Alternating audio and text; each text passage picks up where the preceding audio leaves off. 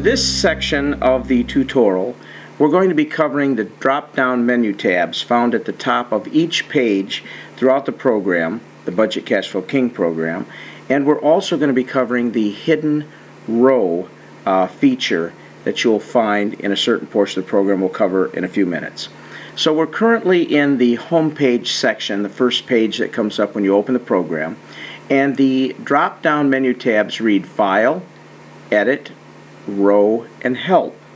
Now the Edit and Row drop-down menu tabs are grayed out in the home page because you're not in the edit mode and you can't use the features for the row until you get into the portions of the program where you're either editing or adding data.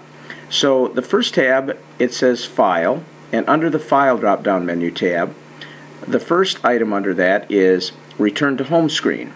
At any area within the program, you can go up under File and click Return to the Home Screen. It'll take you back to this beginning screen. The next item is called Create a New Budget Cash Flow Worksheet. Now you can access this under the File tab, or if you look below, there's a large green box on the left hand side about halfway down that says the same thing, Create a New Budget Cash Flow Worksheet. By clicking either of these two locations, you can create a new budget cash flow worksheet. The next item down is opening an existing budget cash flow worksheet. You can do this by clicking here under File, or by going on the right hand side of the screen in the large box there. You can click that same verbiage that says Open an Existing Budget Cash Flow Worksheet. The next item down is grayed out on the home screen, and it's called Edit Budget Cash Flow Worksheets, Name or Percentage of P&L. And you can't do this from the home screen because you're not in a worksheet, so you can't edit the percentage of ownership, or you can't edit the name because you need to be in a budget cash flow worksheet to be able to do that. The next item down is called Delete a Budget Cash Flow Worksheet, so you can from here click on that and delete any budget cash flow worksheet that you have, and it'll prompt you whether you really want to delete it or not. The next item down is called Save, which you can't do from the home screen because you have nothing open to save.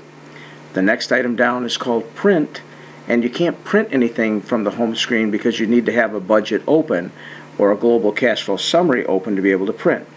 The next item down is Global Cash Flow Summary. You can open this from the home page, see a list of the companies you'd want to include, and create a budget cash flow summary.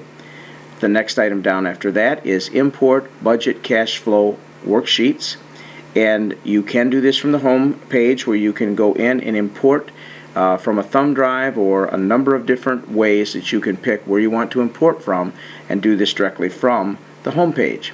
The next item down is called Export Budget Cash Flow Worksheets. Again, you can export directly from this by clicking on this. You can go select the company or the sheets that you want to export and export directly from here or any of the other pages. And the following item down is Exit. So you can exit the program by clicking this bottom item under the File tab. Now the next tab over again is Edit. You can't do anything with the Edit tab because you need to be in a budget to be able to accomplish edits. The next item in the drop-down file menu is Row, and again we need to have a budget or worksheet open to be able to go in and do the things that you can do within rows, and in the home screen we do not have that ability. The following tab is the Help tab, and under the Help tab there is a first item is called the User's Guide. You can click on this and bring up the User's Guide and read it on your monitor, or it is a beautiful User's Guide that can be printed out. And I like to print out my User's Guide to have a hard copy that I can look through. Each one of you will have a different style, but you can click on the User's Guide and print it or read it on screen. The next section down is Video Tutorials, that you can actually click on this. It'll take you out to our website, and there you can view different video tutorials that we have available to be of help to you. The third item down is Registration. You can click on this after you buy the product, go out and register it, and that's very simple to do, and it's right here. Again, it's on each one of the screens that you'll see. And the final tab down is About. When you click on the About tab, it'll tell you the version of Budget Cash Flow King software that you have, And that completes the drop-down menus on the home screen. Now I'm going to take you and we're going to go into open an existing budget cash flow worksheet and show you the tabs there, and they'll be the same identical tabs for the file and help menu that I just talked to you about, but there the edit and row drop-down menu tabs will be accessible. Now when we go into open an existing budget cash flow worksheet, these will be the identical same tabs that you will see under create a new budget cash flow worksheet. So we're only going to cover what they say under open an existing budget cash flow worksheet, because they will be identical with the features they have and what they can accomplish under both the create a new budget cash flow worksheet and what we're opening now, which is the open an existing budget cash flow worksheet. So I'm clicking on the large green box, and we're going under and we're going to pick what we want to, the type of budget cash flow worksheet we want to open, and I'm going to go in and open a sample company. So we open the sample company and we pick which one we're going to open, and we'll just open a sample personal budget and go down to the bottom. It says open budget cash flow worksheet. So we'll just wait a minute here as the program opens in the sample budget, and I will read to you these other two additional tabs. Remember, the file tab and help tab are identical to what we had on the home screen, so I won't go and review those again, but I will in this time period cover the edit tab, the row tab, and the show hidden rows tab. So first of all, I'm going to click on the edit tab, and the functions that come up under the edit tab are, the first item is copy. So you can copy, select the cells that you would like to copy to another portion of the spreadsheets. And when you do this, you can only copy the same number of cells that you would like to paste, and they need to be in the same configuration. If there's 4 in a row that you copy, you need to paste 4 in a row. You can't do 4 in a row in copy and then paste in 2 above each other and 2 next to each other. That would look like a square. They have to have the same layout and the same number of cells. So again, the first item is copy.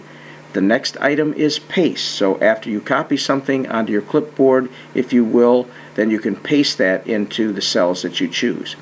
The next item down is called the alphabetation section. So you're going to alphabetize the section, and what happens here when you alphabetize, it will have another drop-down menu to the right as you click on alphabetize, and it'll say you want to either alphabetize under the income ATL, which again means above the line, or you want to alphabetize the next item down, other deposits below the line.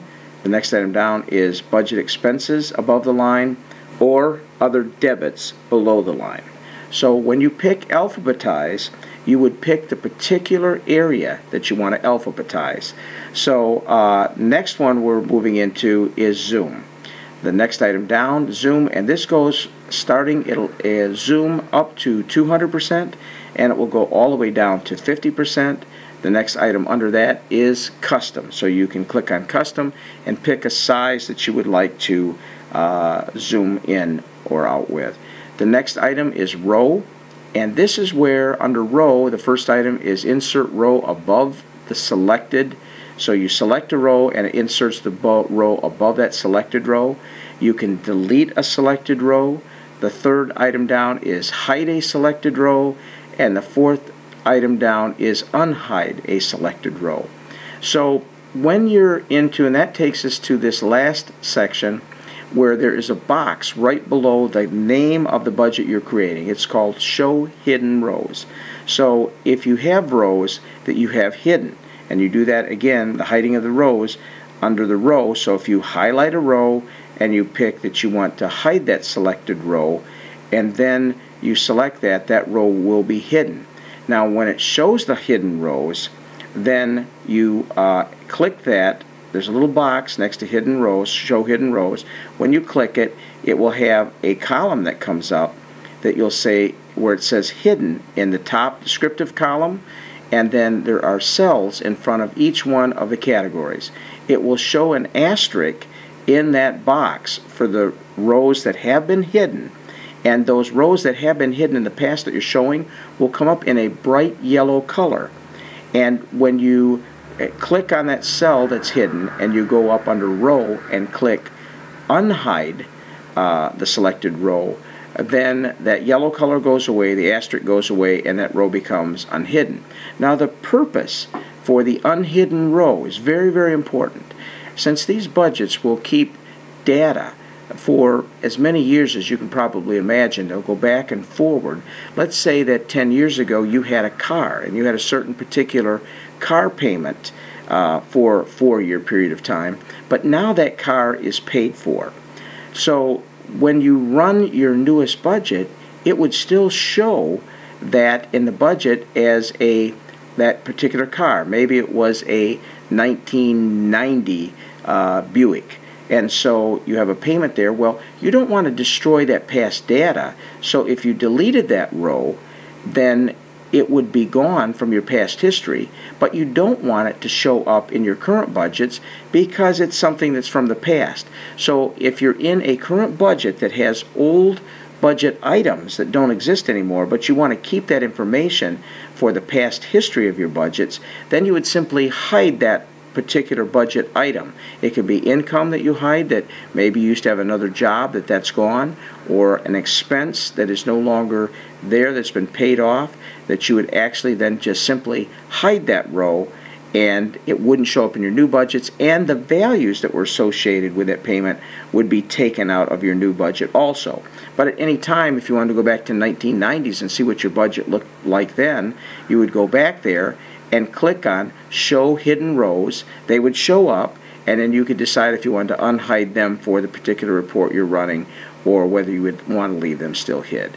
So I hope that's helpful to you. That covers the drop-down menus and the hide row feature. And again, these menu items are the same in all screens. And thank you very much for your time, and hope you found this helpful. Thank you.